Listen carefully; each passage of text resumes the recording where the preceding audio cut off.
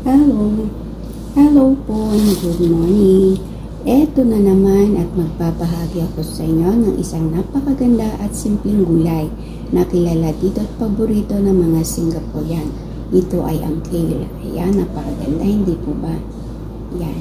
Hihimayin lamang po natin ito ng pagkatagalin lamang natin yan. Tapos yan.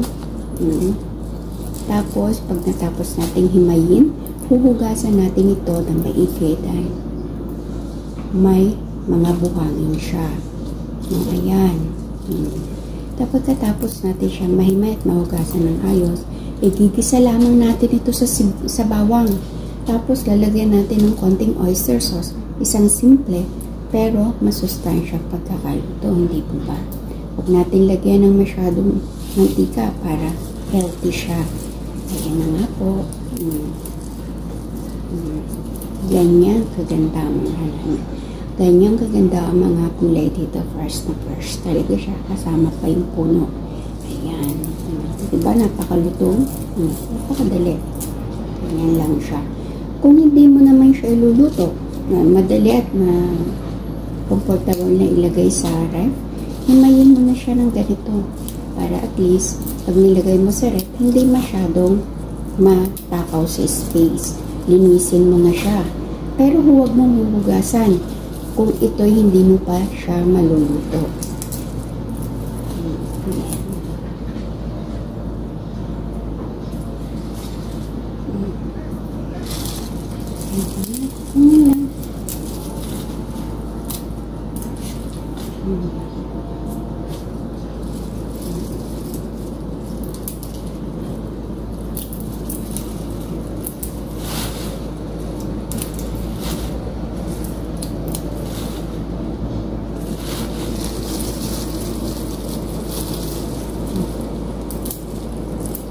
Napakasimpleng ano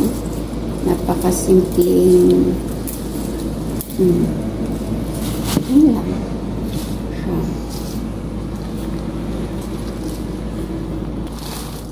Ngayon tapos na natin siya.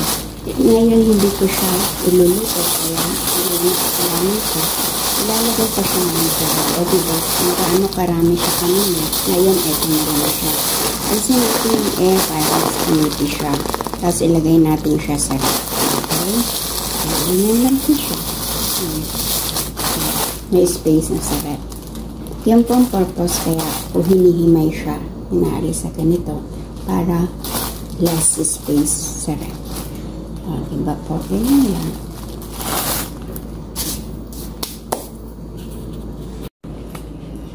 Hello!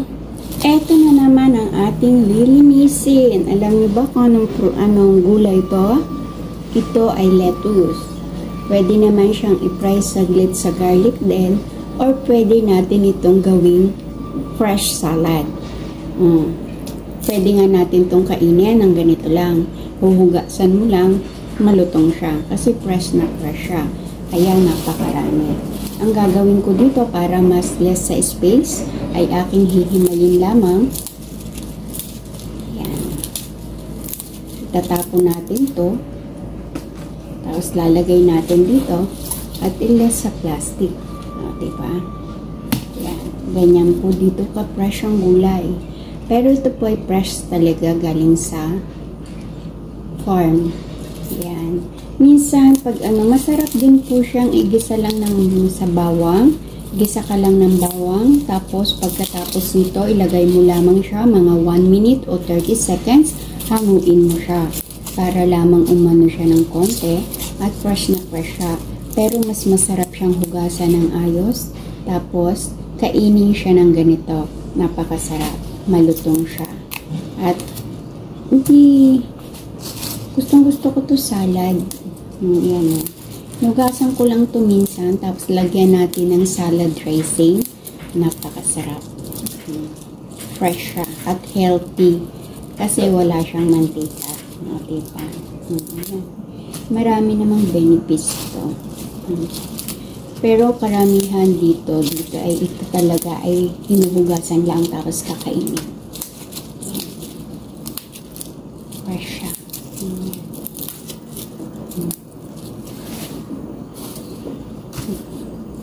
O, diba? Napakaganda.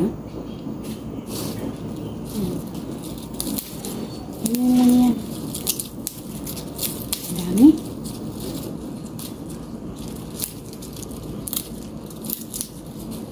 Marami na, sariwa pa, libre pa. O, diba? Saan ka pa?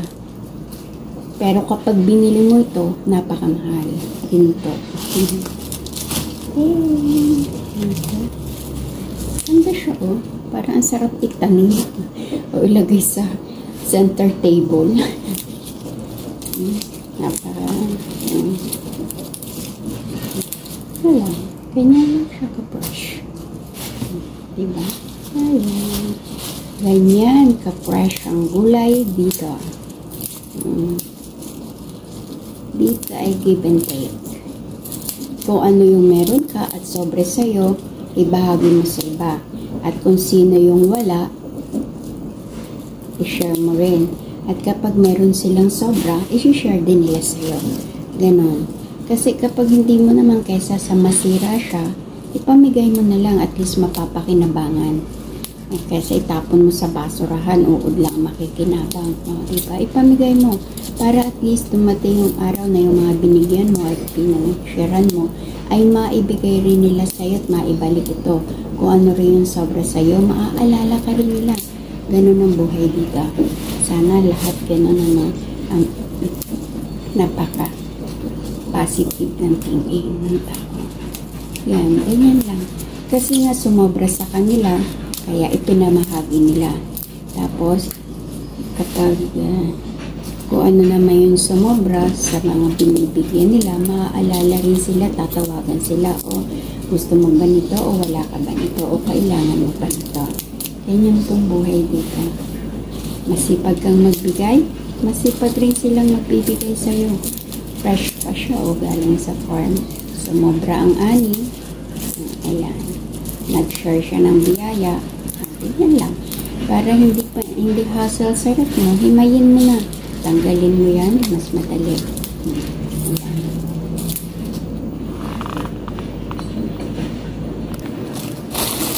Ayan na po siya, oh. Ngayon ay tapos na natin siyang linisin, tanggalin dito. Kaya ang gagawin natin ngayon, para may less space sa ating rep. At tumagal siya, kaya kailangan natin siya ngayon. Less space siya. May dalawang klase na tayo ng gulay. Kale at saka lettuce. Na pagkatapos, ganyan. Tapos,